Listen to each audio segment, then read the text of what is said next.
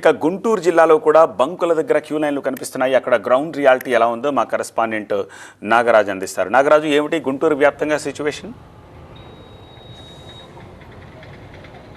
అంటే నిన్నటితో పోలిస్తే పెట్రోల్ డీజిల్ కొరత కొంతమేర తగ్గిందనుకోవచ్చు. ముఖ్యంగా ఏదైతే సిటీ మధ్యలో ఉన్న పెట్రోల్ బంకులు అన్నిటి వద్ద కూడా పెట్రోల్ అందుబాటులో ఉండే విధంగా అధికారులు అయితే చర్యలు తీసుకున్నారు. ప్రస్తుతం మనం హరిహర మహల్ థియేటర్ సెంటర్లోని ఒక భారత్ పెట్రోల్ బంకులో ఉన్నాము. ఇక్కడ మాత్రం పెట్రోల్ కొట్టించుకోవడానికి వాహనాలు వస్తున్నాయి. అదేవిధంగా డీజిల్ కానీ పెట్రోల్ కానీ ఇక్కడ ఫిల్ చేస్తున్న పరిస్థితి అయితే కనిపిస్తూ ఉంది. అయితే ఒక లిమిట్ అయితే కొనసాగుతుంది. 2 వీలర్కి మాత్రం 200 రూపాయలు కొడుతున్నారు. కారుకు వచ్చేసరికి 1000 రూపాయలు పెట్రోల్ కానీ డీజిల్ కానీ కొడుతున్నారు. ప్రస్తుతం అయితే మాత్రం ఈ పెట్రోల్ బంకులో ఉదయం నుంచి కూడా పెట్రోల్ డీజిల్ లభ్యమవుతున్న పరిస్థితి అయితే కనిపిస్తూ ఉంది. ఇక అదేవిధంగా మనం దీనికి ఆపోజిట్లో ఉన్న బంక్ కనుక చూస్తే, అంటే ఇదే సెంటర్లో ఆపోజిట్లో హెచ్పి పెట్రోల్ బంక్ ఉంది. హెచ్పి పెట్రోల్ బంకులో అయితే నో స్టాక్ బోర్డు మనకు కనిపిస్తూ ఉంది. నో స్టాక్ బోర్డు చూడవచ్చు. అక్కడ ఎవరు కూడా వాహనాలు వెళ్ళినా కానీ పెట్రోల్ లేదని చెప్పడంతోనే వెనుదిరుగుతున్నారు. ముఖ్యంగా సిటీలో నిన్నటి నుంచి కూడా ఈ 2 పెట్రోల్ బంకులు లేకపోవడంతో చాలా పెద్ద ఎత్తున కూడా కంప్లైంట్స్ వచ్చాయి. ఈ నేపథ్యంలోనే జిల్లా కలెక్టర్ అదే ఎస్పీ కూడా అనేక చర్యలు తీసుకుంటున్నట్లు, ఈరోజు మ్యాక్సిమంగా ఆ సప్లై ఉంటుంది కాబట్టి ఎవరు కూడా ప్యానిక్ గురి కావాల్సిన అవసరం లేదు. ఎందుకంటే ప్యానిక్ వల్లనే 200 రూపాయలు పెట్రోల్ కొట్టించుకోవాల్సిన వాహనదారుడు కూడా 1000 రూపాయలు కొట్టించుకుంటున్నాడు. దీంతో సాధారణంగా గుంటూరు జిల్లాలో ఉన్న 195 పెట్రోల్ బంకుల్లో ప్రతిరోజు 460 కిలోలీటర్ల పెట్రోల్ కన్జంప్షన్ ఉంటే గత 3 రోజుల నుంచి 800 కిలోలీటర్లకి ఈ డిమాండ్ పెరిగింది. అదేవిధంగా సేల్ కూడా పెరిగింది. కాబట్టి ఒక్కసారిగా పెట్రోల్ అనేది కొరత ఏర్పడుతుంది. కాబట్టి ఇప్పటికైనా సరే ఆందోళన చెందాల్సిన అవసరం లేదు. పెట్రోల్ కావాల్సినంత ఉంది. 1000 కిలోలీటర్ సప్లై ఉంది. కాబట్టి ఎవరు కూడా ఆందోళన చెందాల్సిన అవసరం లేదని అధికారులు పదే పదే చెప్తున్నారు. నిన్నటితో పోలిస్తే ఈ రోజు పరిస్థితి కొంత మెరుగ్గానే ఉందని చెప్పుకోవచ్చు. ఆల్రైట్.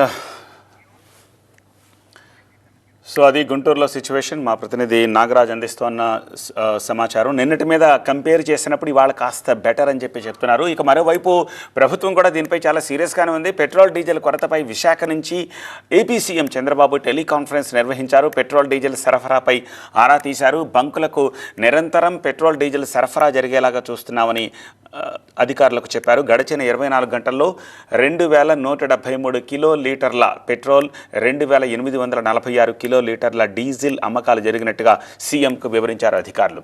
432 బంకులు మినహా అన్ని బంకుల్లోనూ పెట్రోల్, డీజిల్ ఉంది అన్నారు అధికారులు.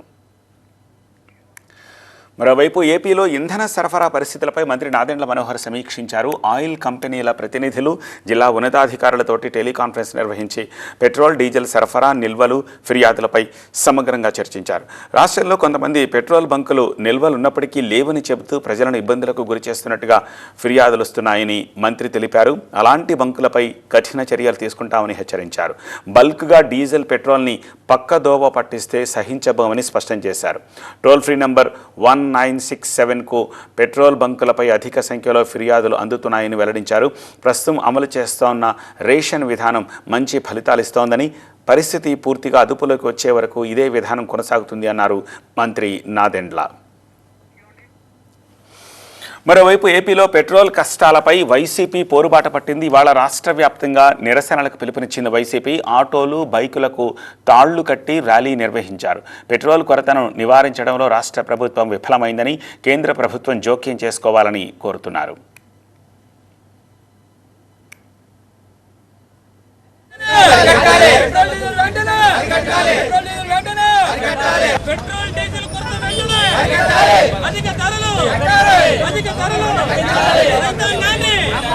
రైతాంగాన్ని కాపాడాలి.